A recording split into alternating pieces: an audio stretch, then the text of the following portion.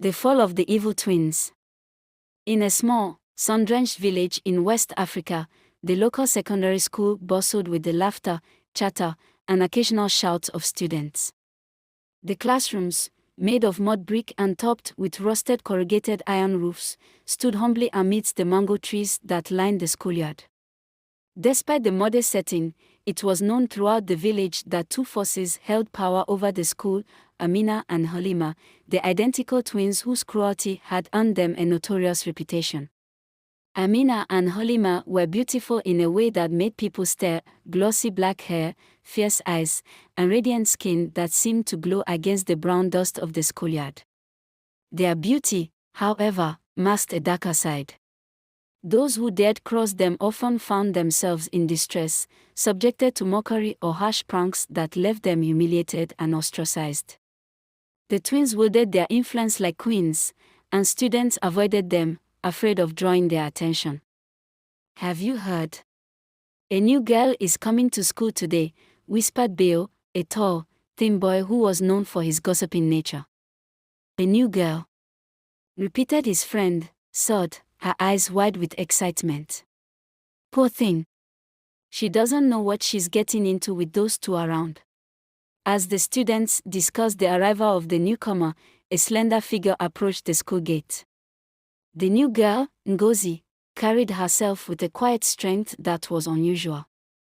Her hair was tightly braided and wrapped in a simple scarf, and her eyes scanned the schoolyard with calm curiosity. She wore a faded blue dress and held her books close to her chest, her gaze steady and unbothered as she entered the courtyard. The twins, observing from a distance, exchanged knowing glances. "Fresh meat," Amina muttered, smirking. Halima nodded, her eyes glinting with mischief. Within minutes, Ngozi's presence spread throughout the school. She was kind and humble, introducing herself to her classmates with a soft-spoken charm that quickly earned her friends. By lunchtime, Ngozi was already sitting in a circle with several of her peers, her laughter blending with theirs as they shared stories and snacks. The twins, observing this from afar, felt a sting of irritation. "Who does she think she is?" whispered Halima, her lips curling in distaste. Amina crossed her arms, her eyes narrowed. "Someone needs to teach her who runs this school." The next day, the twins made their first move. As Ngozi sat in the courtyard reading a book, Amina and Halima strode over, their steps in perfect sync. They loomed over Ngozi, casting shadows across her page. Ngozi looked up, blinking against the sun. "Hello," she greeted politely, her voice steady. Amina sneered. "Oh, look at you, sitting all alone. Haven't made many friends yet, have you?" Ngozi met her gaze without flinching. "Actually, I've met some wonderful people already." Halima scoffed, crossing her arms. "People here don't have time for newcomers who act like they're special."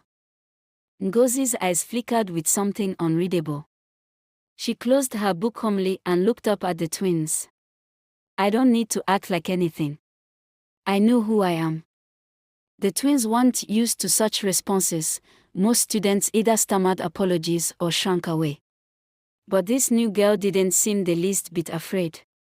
A chill of anger passed between Amina and Halima, and they left, whispering to each other as they walked away. The days that followed saw the twins escalate their torment of Ngozi. They knocked her books out of her hands, spread rumors about her, and taunted her whenever she passed by. But each time, Ngozi remained unruffled, as if their words bounced off her. Her calm presence unnerved them in ways they couldn't explain. One day, after class, Mr. Okeke, an elderly teacher with a gentle smile and a reputation for wisdom, called Ngozi aside. He had noticed the twins' bullying and admired how she had handled it with grace. "Ngozi," he said, adjusting his spectacles as he looked at her, "I've seen the way those girls treat you. Most would have been driven to tears by now, but not you. Why is that?" Ngozi smiled, her gaze thoughtful. "My mother always taught me that people can only take your peace if you allow them to." I won't give them that power. Mr. Okeke nodded slowly, his eyes twinkling with approval. You are wise beyond your years, my child. But remember, there are times when standing up for oneself means taking action. Ngozi nodded, understanding his words. She respected Mr. Okeke deeply and carried his advice with her. The following week, a school event took place, the celebration in honor of the school's anniversary. Students gathered in the courtyard, chatting excitedly and sharing snacks, as teachers prepared for the festivities. The twins, however, were hatching a plot. They decided that this would be the perfect opportunity to publicly humiliate Ngozi. Are you sure this will work? Halima whispered to Amina, her eyes gleaming with anticipation. Of course, Amina replied confidently. Everyone will see her for the fool she is. They set their trap carefully, with a bucket of muddy water balanced precariously above a doorway. They knew Ngozi would pass through on her way to the courtyard. With the entire school watching, she would be doused in mud, a humiliating spectacle that would surely break her composure. As the students gathered for the celebration, the twins waited, hiding nearby. Ngozi approached the door, her expression serene. The twins held their breath, grinning in anticipation. But as she passed through the doorway, something strange happened. The bucket tipped, but instead of falling on Ngozi, it tumbled forward, spilling muddy water directly onto Amina and Halima, who stood just behind her, laughing quietly. A gasp rippled through the crowd, followed by a burst of laughter. The twins, drenched and spluttering, were mortified. Ngozi turned slowly, a small, knowing smile on her lips as she looked at the twins. I'm sorry, did I ruin your plan? She asked, her voice laced with irony. Amina and Halima stood there, humiliated, as the crowd's laughter rang in their ears. For the first time, they felt the sting of their own medicine, and it was far more bitter than they had imagined. The twins walked home that day with mud still crusted in their hair and streaked down their uniforms, their faces twisted with humiliation. For the first time, they were the ones being laughed at, and the bitter taste of embarrassment gnawed at their pride. That night, Amina lay awake, replaying the scene over and over in her mind. It seemed impossible that the calm, quiet girl they had tried to break could have outsmarted them. She felt a strange mix of anger and fear, a gnawing feeling that maybe, just maybe, they had met someone stronger than them. The next day, the school was buzzing with the story of the twins' downfall. For once, students didn't look at Amina and Halima with fear but with barely concealed amusement. Whispers followed them wherever they went, and the twins found themselves retreating to the back of classrooms, hiding from the mocking glances of their peers. At the end of the day, Mr. Okeke called them into his office. Amina and Halima shuffled in, their eyes cast downward. Sit down, girls, he said, his voice calm but stern. He folded his hands on his desk and looked at them thoughtfully. I have been teaching here a long time, he began, his eyes resting on each twin. I have seen students like you before, children who think power comes from making others feel small. But true strength doesn't come from cruelty. It comes from kindness and respect. The twins squirmed in their seats, unused to being lectured. Mr. Okeke continued, Ngozi has shown great resilience and strength in the face of your actions. And she has taught you a lesson you will never forget. But the question is, what will you do with this lesson?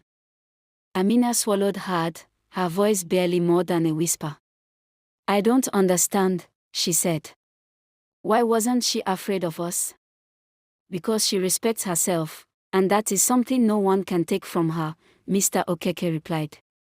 If you too respected yourselves and others, you wouldn't need to tear people down to feel powerful. Halima's face reddened, and she opened her mouth to argue, but no words came. Deep down, she knew Mr. Okeke was right.